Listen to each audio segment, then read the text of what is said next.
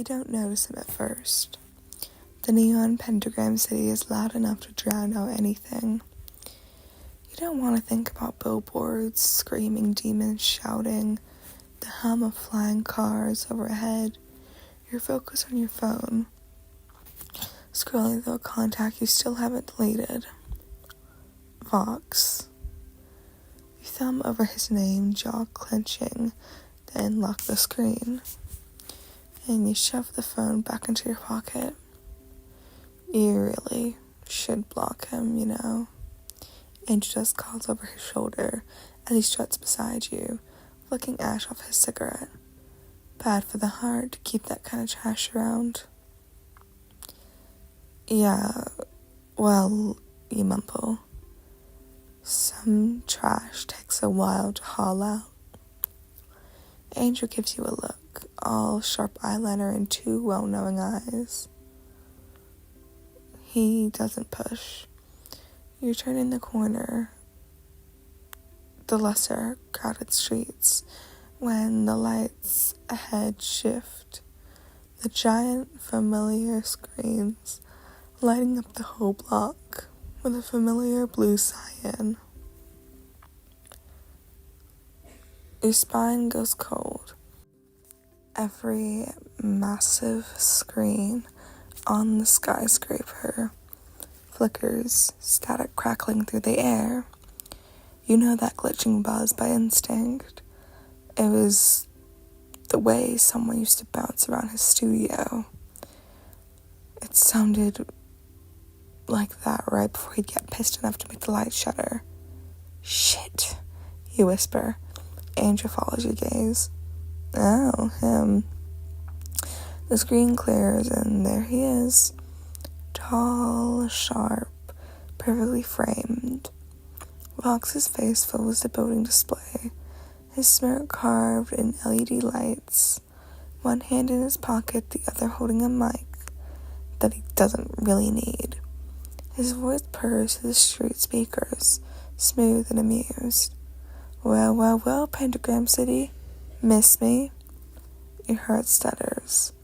You know this is just a broadcast. He does these all the time.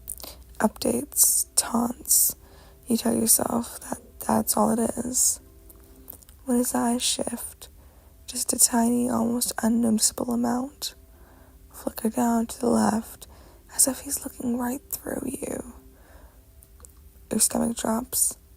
Okay, no, I'm out, you mutter, grabbing Angel's sleeve. We can go the long way. The nearest screen crackles and blinks off. The next one too, and the one above it, and the one by it. The image of him vanishes up to the side of a weird building, until the entire block plunges into weird buzzing dimness. The hair on your arms prickle and stand up. Angel huffs, flicking his cigarette. Oh, that's not ominous at all. You turn around and nearly smack into a chest of cold haddock. He's right there, in the flesh, tall and sleek and sharp-shouldered, glowing cyan lines running across the edges, tie loose like he's pretending to be casual. TV screen eyes looking down to you, drinking you in. Hey, sweetheart, he says, voice low. Long time no see. Your mouth goes dry. I was watching a broadcast. You blurt because your brain was extremely unhelpful. You were on the building. He smiles, slow and satisfied. I'm on every building. Doesn't mean I can't show up in person. Andrew mutters under his breath. And on every nerve. Then louder. Yeah, I'm gonna get a drink. Trying to start World War Overlord, right, doll? He pats your shoulder and gives Fox a deliberately bored once-over, and then saunters off. You're alone with him. The noise of the city seems to fade, behind thick glass. You inhale and force your shoulders to square. What do you want, Fox? His gaze linger on your face like he's replaying old footage. Straight to the point. I miss that. You didn't seem to miss anything that you walked out on. You snapped before you could stop yourself. For a moment, something's hard and bright flickers beneath the screen eyes. A glitch runs across one eye. Static quip. I didn't walk out, he said softly. You did. You laughed humorlessly. You told me I was a distraction and that I was bad for you. I think the door kind of closed itself on that one. His jaw works once, only a crack in his polished composure. You were never bad for my image. My ratings went up when you were around, actually. People like to see their idols attached. The problem was you were bad for my control. You felt that sharp and unfair and true sting in your chest. You swallow. Well, congratulations, you got your control back. You win, as always. He steps closer. You smell ozone and expensive cologne, familiar enough to hurt. Do I look like I'm winning? He forced yourself to meet his gaze. The pixels in his pupils shift. Tiny recordings of dozens of feeds play softly at once. Other demons staring up at him from the empty street. You're an overlord, Vox. Your voice shakes, but you keep going. You still own half the city's attention. You don't get to act like you're suffering. He leans in, tone dropping. You think this is about power? It's always about power with you, you mock. His smile goes flat. You really don't get it, do you? He lifts a hand that hesitates midair for a beat, like he's asking without asking, then settles very gently at your jaw. Static tingles across your skin. Not painful, just a reminder that he's not human. When you left, he murmurs. The feed went quiet. I still heard the noise, the numbers, the commentary. His thumb brushes the corner of your lip, sorting out your ability to breathe. Went dead. No one telling me I was being a dick. No one pulling the plug and making me sleep. Just yes men and ratings. You blink hard, eyes stinging. You told me that's what you wanted.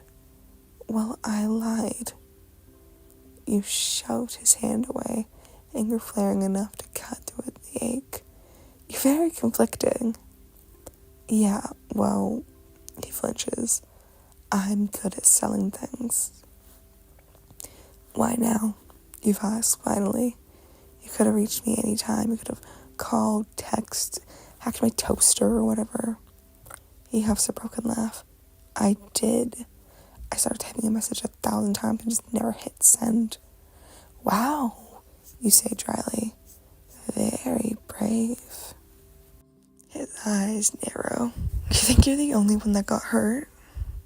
I know I was the only one that you shoved away. He steps closer. I saw you, he said lower and rougher, at that shitty little bar last week, laughing with that fucking what's his name.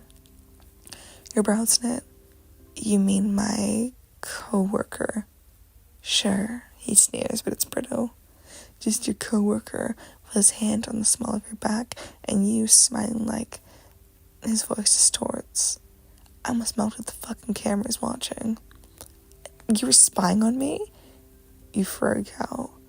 Monitoring, he corrects. And, okay, yeah, a little bit of spying. A disbelieving laugh bubbles out of you. Fuck, Fox. So, you can't stand to be with me, but you can't stand seeing me with anybody else. How frickin' classic. His eyes flash bright cyan. I never said I couldn't stand being with you. I told myself I didn't need you. That's different. Your pulse hammers. You hate that your body remembers him this easily. You don't get to show up and say you're forced now. It's your choice, and you made it. He pulls back just enough. No smirk, just Fox. So So let me make a different one. Let me try again. You stare at him. You're not good at trying, you're good at winning. Then let me win you back, he shouts back instantly. Then winces. Shit, that sounded less creepy in my head. You snort. You think this is funny? I think, he says slower. I think that losing you was the first thing that ever made me feel like ratings actually meant fucking nothing. And I hate that you have the power, but I hate living without it more. Your chest aches. I'm not asking you to decide now. You want to walk away? Go ahead. I'll turn my cameras off and you're out. No feeds, no tracking, clean cut. You search his face for a lie, but there's nothing. All you see is fear. And if I don't walk away, you ask quietly. His lips twitch. Then we get a drink, and you tell me exactly how bad I fucked up. And I actually listen, and maybe I can get you to laugh in person instead through a security cam. You bite your lips, staring at the screen behind him. The neon, the noise of himself, the 1,000 ways you couldn't lose yourself and never look back. You look at him. I'm not promising you anything. Just because you're lonely. He nods almost fast. No promises. I'll take a pilot episode. A tired smile breaks across your face. You're ridiculous. Fine, one drink and you're paying.